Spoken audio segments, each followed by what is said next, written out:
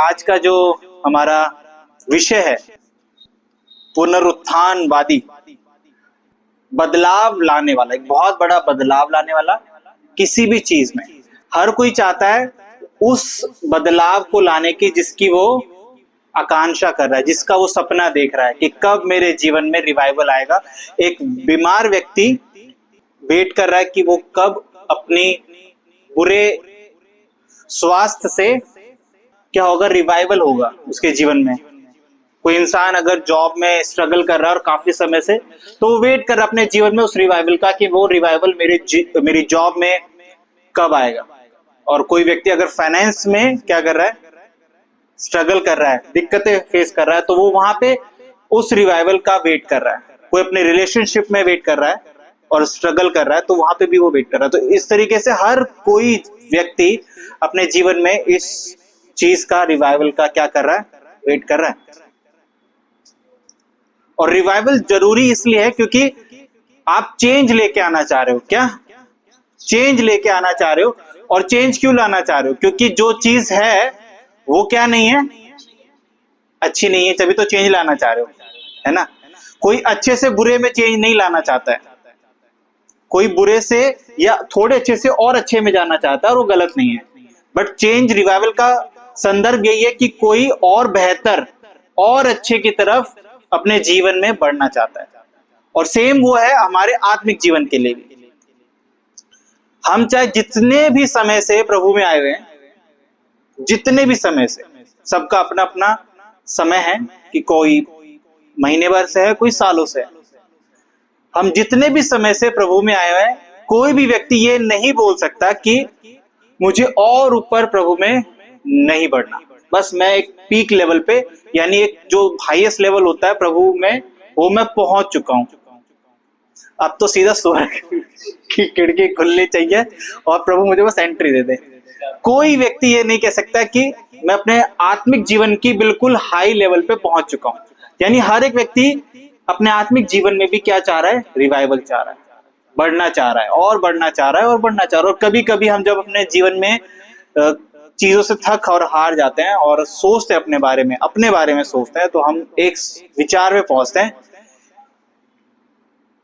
वो भी क्या दिन थे जब मैं प्रभु में नया नया आया था, क्या आग थी। ठीक है, ये बहुत सारे लोग ऐसे सोचते होंगे और ये साधारण है। वो भी क्या दिन थे जब मैं प्रभु में नया नया आया था, मैं यहाँ भागता था, मैं वहां भागता था, मैं रात भर प्रभु में। ठीक है, यानी वो लोग अपने बारे में सोच रहे हैं और वो उस रिवाइवल को महसूस कर रहे हैं कि वो चाहिए आत्मिक जीवन में भी। और वैसा ही बाइबल से हम जब पढ़ेंगे तो पुराने नियम में दूसरे राजाओं, उसका 22वें अध्याय से जब हम पढ़ेंगे तो उसमें एक राजा के बारे में है। एक राजा है जो यहूदा राज्य है, उसका एक राजा है जिसका नाम है योशिया, उसके बारे में। अपने राज्य के 18वें वर्ष में राजा योशिया ने असल्याह के पुत्र शाफान मंत्री को, जो मसुल्लाम का पोता था, यहोवा के भवन में यह कहकर भेजा, हिल्किय्याह महायाजक के पास जाकर कह कि जो चांदी यहोवा के भवन में लाई गई है और द्वारपालों ने प्रजा से इकट्ठी की है, उसको जोड़कर उन काम करने वालों को सौंप दे जो यहोवा के भवन के काम पर मुखिया है। फिर वे उसको यहोवा के भवन में काम करने वाले कारीगर को दे, इसलिए कि उसमें जो कुछ टूटा फूटा हो उसकी वे मरम्मत करें। नेक्स्ट, ये भी हिल्किय्याह महायाजक ने शाफान मंत्री से कहा, मुझे यहोवा के भवन में व्यवस्था की पुस्तक मिली है। तब हिल्किय्याह ने शाफान को वह पुस्तक दी और वह उसे पढ़ने लगा। व्यवस्था की उस पुस्तक की बातें सुनकर राजा ने अपने वस्त्र फाड़े। यह पुस्तक जो मिली है उसकी बातों के विषय तुम जाकर मेरी और प्रजा की ओर, सब यहूदियों की ओर से यहोवा से पूछो, क्योंकि यहोवा की बड़ी ही जलजलाहट हम पर इस कारण भड़की है कि हमारे पुरखाओं ने इस पुस्तक की बातें ना मानी कि जो कुछ हमारे लिए लिखा है उसके अनुसार करते। ठीक है, हम प्रार्थना करेंगे। परमेश्वर, हम आपके सामने आते हैं प्रभु जी और प्रार्थना करते हैं प्रभु यीशु मसीह के नाम के द्वारा और प्रभु पवित्र आत्मा के द्वारा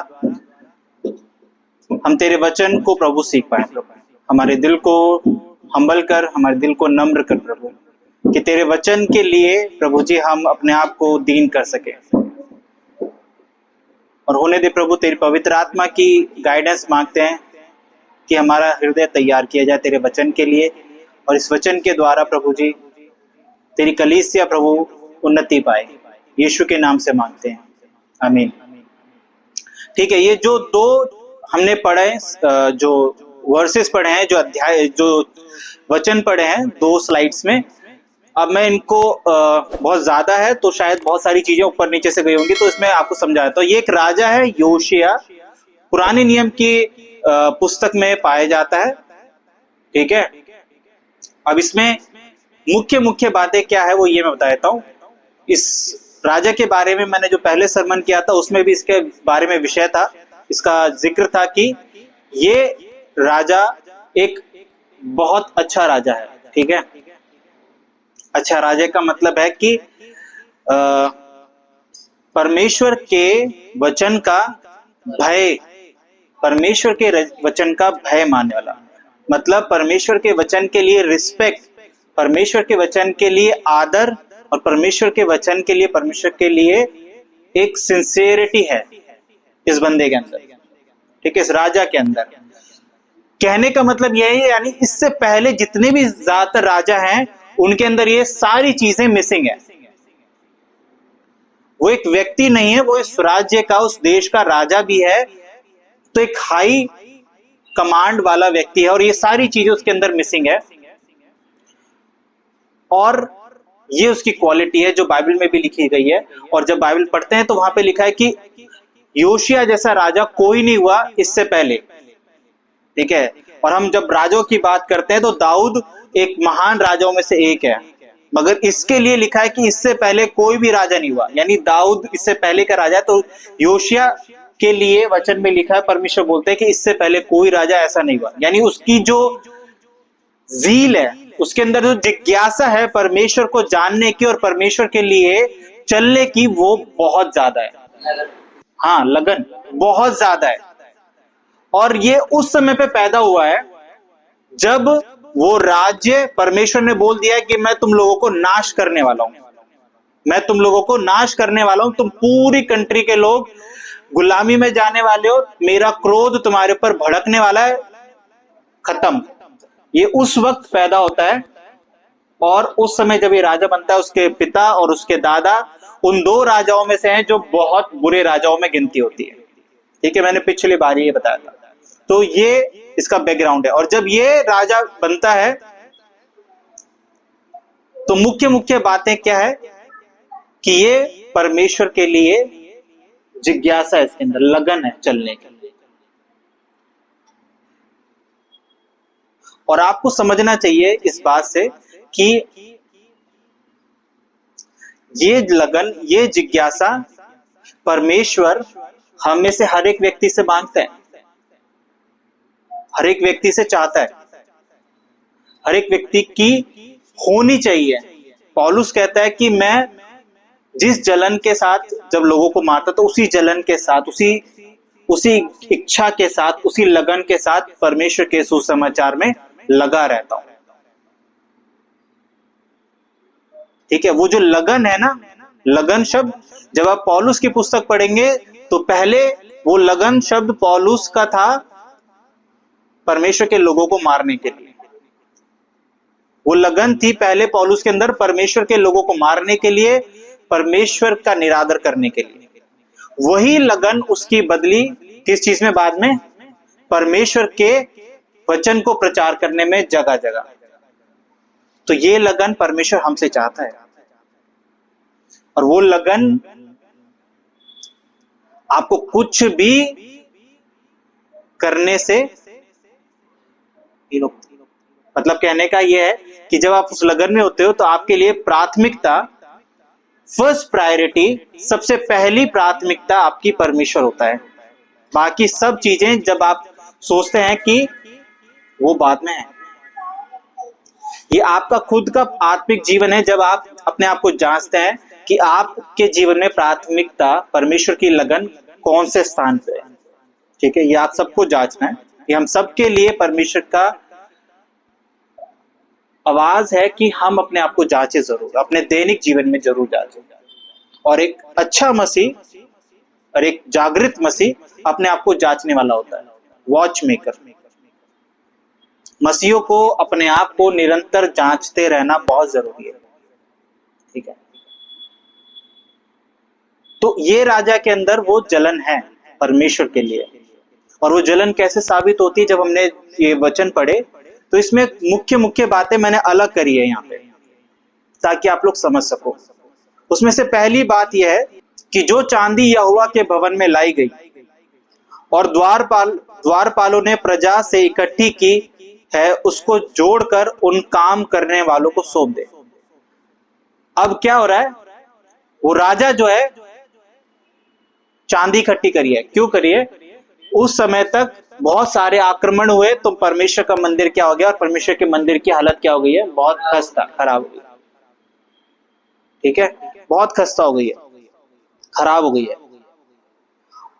और ये राजा के अंदर लगन है कि वो परमेश्वर के लिए कुछ करे, और उसने इनिशिएटिव लिया, उसने पहल की कि मैं परमेश्वर के भवन की क्या करूंगा, थोड़ी मरम्मत करूंगा, ठीक है। अब इसको इस तरीके से लो कि उसके अंदर अवेयरनेस है, वो एक ऐसा व्यक्ति है जो पहल कर रहा है परमेश्वर के उपस्थिति वाली जगह को इंपॉर्टेंस देने की, ठीक है, महत्व देने की।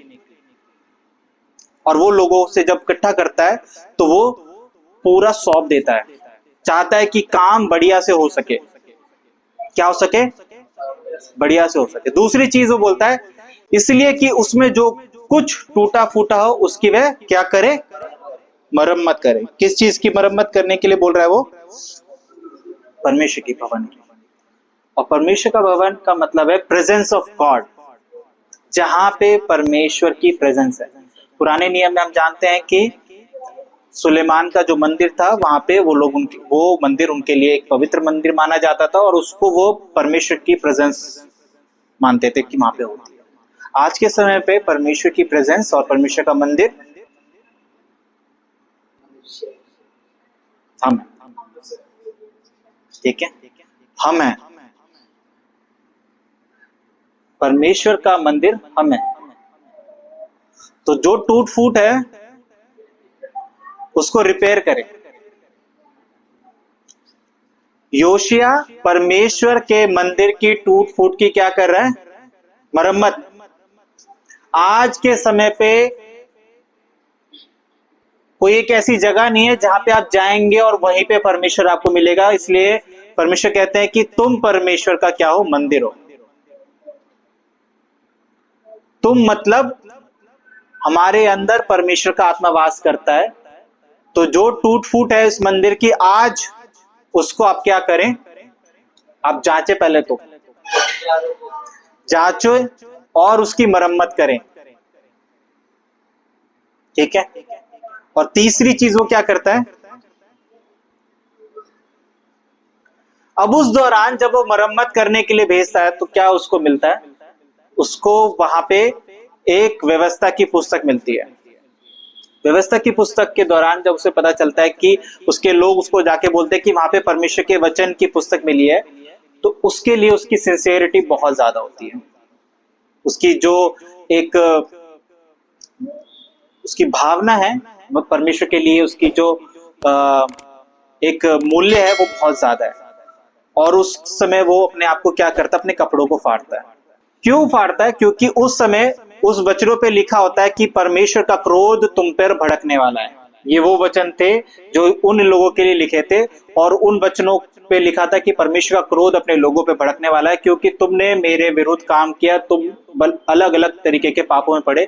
और ये सुनकर योशिया अपने कपड़े फाड़ता है, और वो दिखाता है कि अपने एक्शन के द्वारा किस चीज को, पश्चाताप, किस चीज को दिखाता है।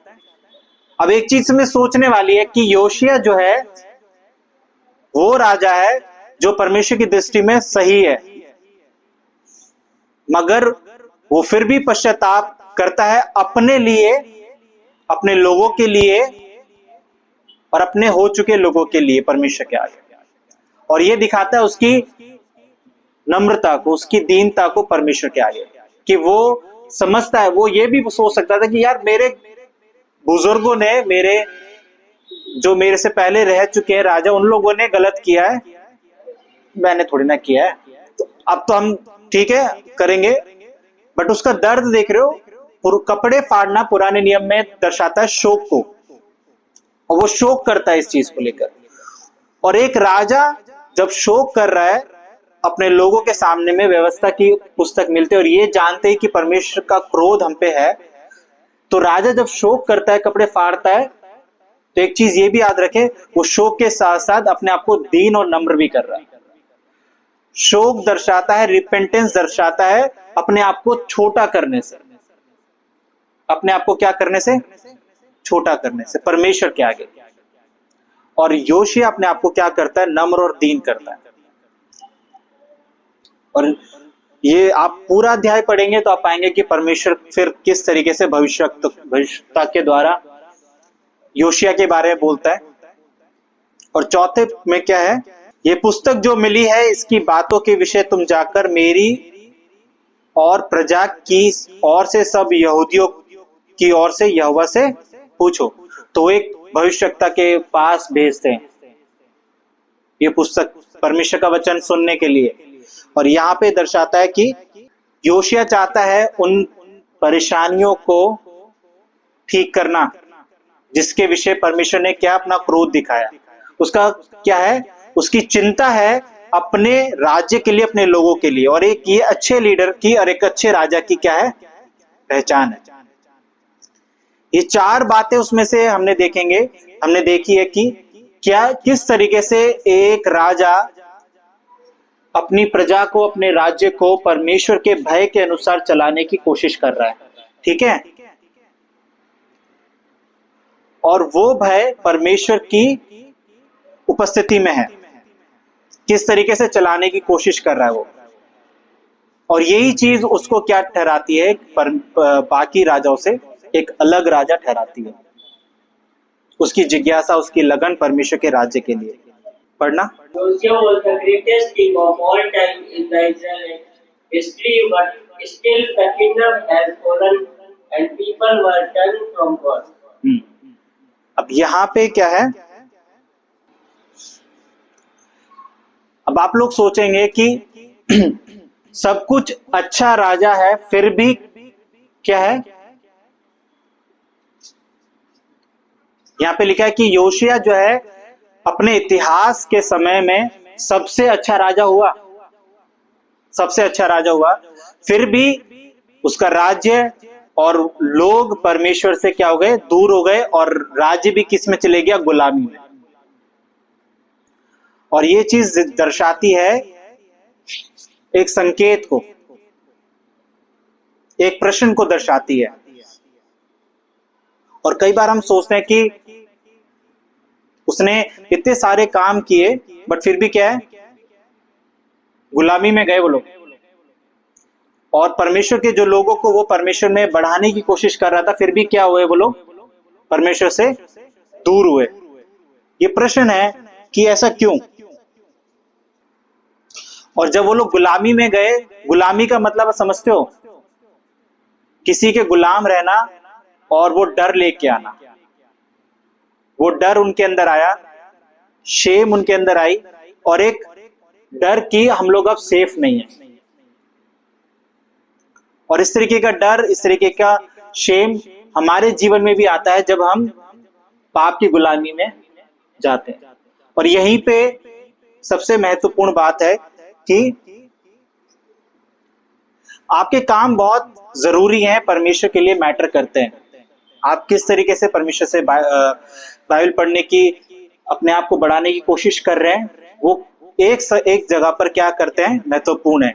आप प्रार्थना करने में अपने आप को लगा रहे हैं, वो जरूरी है, मैटर करते हैं, वो इंपॉर्टेंट है। आप किस तरीके से अपने आप को बढ़ा रहे हैं प्रभु में, वो मैटर करते हैं। आपकी लगन मैटर करती है। ठीक है, ये सारे काम क्या करते हैं, महत्वपूर्ण है। मगर ये काफी नहीं है। क्या नहीं है? और यहीं पे एक सबसे चेंज वाली बात है। अगर मैं इससे पहले जब आप सुन रहे थे तो मैं बोल रहा था कि एक लगन चाहिए और वो लगन जरूरी है। ऐसा नहीं कि वो लगन जरूरी नहीं है। अगर वो लगन योशिया के पास थी तो लगन होते हुए भी उनका राज्य क्या हो गया? गुलामी में गया। और गुलामी में जाने के बाद लोग भी, जो लोग थे वो भी परमेश्वर से मुड़ गए। और ये चीज दर्शाती है मनुष्य जाति के पाप को, मनुष्य जाति की कमजोरी को और मनुष्य जाति के अस्थिरता को। स्थिरता नहीं है। और रिवाइवल हो और रिफॉर्मेशन एंड रिपेंटेंस, यानी बदलाव और दोबारा से बनाना, और रिपेंटेंस यानी पश्चाताप, ये तीन चीजें ऐसी हैं जो कभी भी एक बारी कर दी गई तो बनी नहीं रहती, अगर ये केवल मनुष्य के द्वारा है। ठीक है?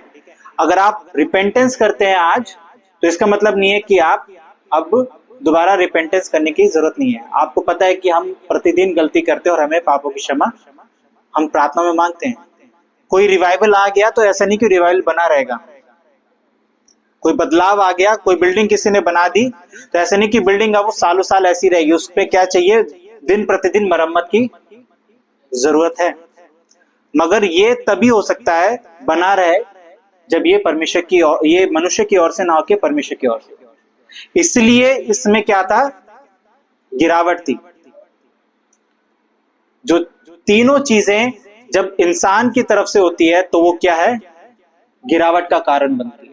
और उसके लिए लगातार उसमें बने रहना पड़ता है। और यही कारण था कि वो क्या हुए? क्योंकि जब हम निर्बल ही थे तो मसीह ठीक समय पर भक्तहीनों के लिए मरा। अब यहाँ पे बहुत इंपॉर्टेंट चीज ये है कि आपको पहचानना कि मनुष्य जो है, मैंने पहले बताया जैसे कि मनुष्य पापी है और उसकी जो काम है वो स्थिर नहीं है, वो परफेक्ट नहीं है। वो अपने खुद के कामों से परमेश्वर के उद्धार को ग्रहण नहीं कर सकता जब तक उसमें प्रभु यीशु मसीह का अनुग्रह ना हो। ठीक है? आप परमेश्वर के राज्य में अपने कामों के द्वारा क्या नहीं ला सकते? अपने कामों से आप क्या नहीं कर सकते? परमेश्वर के राज्य में एंट्री नहीं पा सकते। आपके काम आपको एक उस बदलाव की तरफ नहीं ले जा सकते जब तक उधर परमेश्वर के अनुग्रह की उपस्थिति ना हो। और ये दर्शाता है मनुष्य के कमजोर और असहाय होने की परिस्थिति को, कि हम लोग क्या हैं? कमजोर और असहाय। और यही खूबसूरती है परमेश्वर के वचन की, कि परमेश्वर जानता था कि जो योशिया है और जो लोग हैं, इजराइल लोग हैं, वो लोग पापी लोग हैं और लोग जितनी भी कोशिश कर लें वो हमेशा क्या कर रहेंगे? मेरे वचन से और मेरे से दूर रहेंगे। वो हमेशा दूर रहेंगे। और परमेश्वर जानते हुए परमेश्वर ने उनको इस तरीके से छोड़ा नहीं।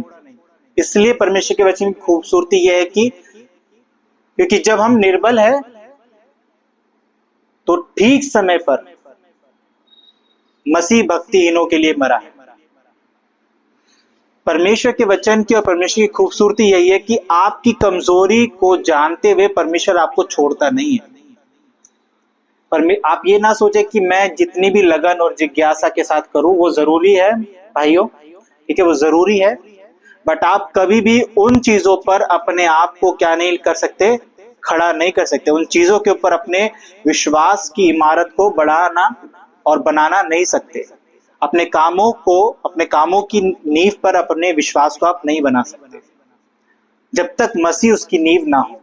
और परमेश्वर जानता था, इसलिए इजरायली लोग बार बार क्या गिर रहे थे।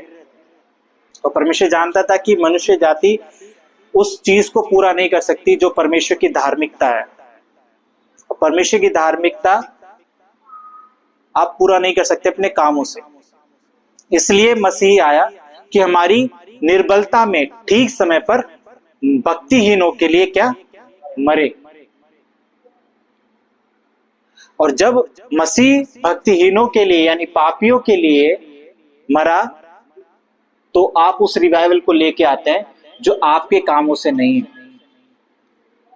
मसीह एक बार मरा, उसको दोबारा क्रूस पर चढ़ने की जरूरत नहीं है। तो ये वो रिवाइवल है जो बार बार जरूरत नहीं है।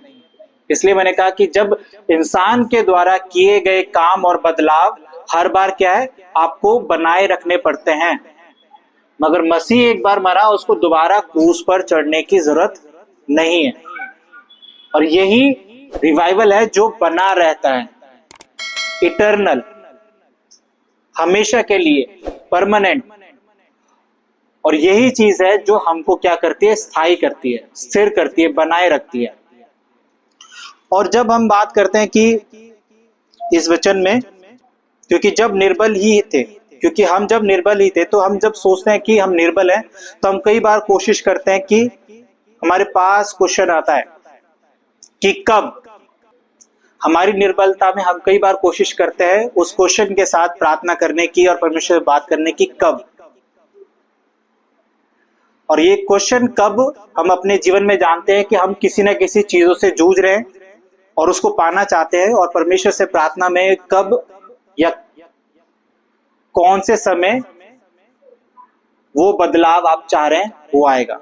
आप सोचते हैं, आप पूछते हैं परमेश्वर से,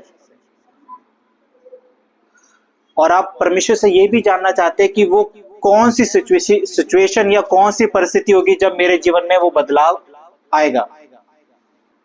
और तीसरी चीज है कि आप सोचते हैं कि मैं भक्तिहीन हूं, I am not good enough, और परमेश्वर आपके क्या है, उस भक्ति को जानता है, आपके नेचर को जानता है कि आप साफ नहीं हो। फिर भी इन सब चीजों के होने के बावजूद भी वो आपके लिए क्या, मरा। तो इसलिए याद रखें, जब आप परमेश्वर से पूछ रहे हैं कब, तो याद रखें कि वो परफेक्ट टाइमिंग और परफेक्ट समय परमेश्वर ने निर्धारित कर रखा है, और वो था कि सही समय पर भक्तिहीनों के लिए मरना। यानी परमेश्वर, जब जब आप पूछते हैं कि कब, तो याद रखें परमेश्वर सही समय जानता है। यहाँ पे लिखा है, क्योंकि जब हम निर्बल ही थे तो मसीह ठीक समय पर। हम कई बार ठीक समय पूछते हैं कि प्रभु समय कब आएगा मेरे जीवन में। तो इस वचन से हम पाते हैं भाइयों और बहनों की परमेश्वर ठीक समय जानता है, ठीक है। He knows the right time, कि कब आपको उस समय की और उस चीज की जरूरत है और उस सिचुएशन की जरूरत है। और जब आप सोचते हैं कि अपने आप को क्या पाते हैं, कमजोर पाते हैं, वीक पाते हैं, और अपने अनगॉडली नेचर, सिंफुल नेचर की वजह से क्या होते हैं, परेशान होते हैं, और क्या सोचते हैं कि मैं योग्य नहीं हूं। तो ये भी याद रखें कि परमेश्वर सही समय पर भक्तिहीनों के लिए मरा। परमेश्वर सही समय पर भक्तिहीनों के लिए मरा। तो ये दो तीन चीजें कि सही समय परमेश्वर जानता है आपके जीवन के लिए, और आपका अनगॉडली नेचर और बिहेवियर, कि जब आप अपने आप को क्या नहीं मानते हैं, योग्य। जब आप अपने आप को योग्य नहीं मानते हैं, जब हम अपने आप को मानते हैं कि मैं परमेश्वर के वचन को इतना ज्यादा नहीं जानता जितना बड़े लोग, लीडर्स लोग जानते हैं, या मैं प्रार्थना नहीं करता, जब अपने आप को छोटा समझते हैं आत्मिक रूप से, तो याद रखें कि परमेश्वर मरा ही उन लोगों के लिए जो भक्तिहीन है। तो यानी परमेश्वर को आपकी क्वालिटीज थी तो इसलिए आपके लिए नहीं मरा, परमेश्वर आपकी भक्तिहीनता की वजह से ही मरा है। और इसी से दर्शाया जाता है कि परमेश्वर के लिए आप कितने महत्वपूर्ण हैं, कितने प्रीशियस हैं, कितने कीमती हैं। आप अपने आप को छोटा समझते हैं, भक्ति या सिंफुल मानते हैं, तो याद रखिए परमेश्वर के लव को, कि परमेश्वर आपके लिए मरा और वो सही समय पे मरा। यानी सही समय परमेश्वर जानता है आपके जीवन में आपके लिए सही परिवर्तन लाने। इसलिए याद रखिए कि जो रिवाइवल है वो केवल यीशु मसीह के द्वारा है, और जो स्थायी रिवाइवल है, जो स्थायी बदलाव है, वो केवल यीशु मसीह के द्वारा है। हमारे काम, हमारी प्रार्थना करना, बाइबल पढ़ना जरूरी है, मगर हम उसके ऊपर क्या नहीं कर सकते, अपनी विश्वास का घर नहीं बना सकते। हमारी फास्टिंग करना जरूरी है एक समय पर, मगर हम अपने विश्वास को और अपने आत्मिक जीवन को उसके द्वारा बढ़ा नहीं सकते। हम अपने उद्धार को अपने कामों के द्वारा नहीं जी सकते। जब तक वो बदलाव लाने वाला यीशु मसीह को आप क्या ना करें, ग्रहण ना करें। और जिस दिन आप ग्रहण करते हैं तो याद रखें कि आपकी अभक्ति, आपका समय, जो आप सोचते हैं कि कौन सा सही समय होगा जब परमेश्वर मेरे जीवन में बदलाव लाएगा, he knows the right time. और वो आपकी अभक्ति को, जब आप अपने आप को छोटा समझे तो याद रखे भाई बहन, वो आपसे प्यार करता है, इसलिए ही वो आपके लिए मरा, अभक्तिहीनों के लिए ही मरा। जो अपने आप को राइचस समझते थे और समझते हैं, वो कभी भी परमेश्वर के राज्य में ग्रहण योग्य नहीं। हम प्रार्थना करेंगे। प्रभु यीशु मसीह, मैं धन्यवाद करता हूं इस वचन के लिए प्रभु। प्रार्थना करता हूं प्रभु कि तेरे वचन से प्रभु जो हम सीखते हैं कि हम अपने घर को, अपने विश्वास को उस वचन के आधार पे बनाए जो मसीह यीशु आपने हमारे लिए क्रूस पे दिया, और उस विश्वास के आधार पे बनाए जो आप पे है प्रभु। और हम योशिया से भी सीखे कि वो लगन जरूरी है, मगर वो लगन हमारे विश्वास के आधार नहीं बन सकती प्रभु, जब तक मसीह उसकी नींव ना हो प्रभु। और हम याद रखें कि प्रभु हमारी नींव यीशु मसीह आप हैं। आपके वचन से पढ़ना हम ना प्रभु छोड़े प्रभु, आपके वचन से प्रभु जी यापन हम ना छोड़े प्रभु जी। और हम याद रखें प्रभु तेरे उस कीमती गिफ्ट को प्रभु, जो आपने उन लोगों को दिया प्रभु जो अपने आप को प्रभु जी तेरे आगे प्रभु जी झुकाते हैं और रिपेंट करते हैं प्रभु, और उद्धारकर्ता के रूप में प्रभु यीशु मसीह आपको ग्रहण करते हैं, क्योंकि तू उनका पिता है, तू उनका परमेश्वर है, और तूने चुना है ऐसे लोगों को जो तेरे आगे अपने आप को नम्र करते हैं प्रभु। इस वचन को प्रभु तेरी कलीसिया को आपके हाथों में सौंपते हैं, और ये प्रार्थना यीशु मसीह के नाम से मांगते हैं, आमीन।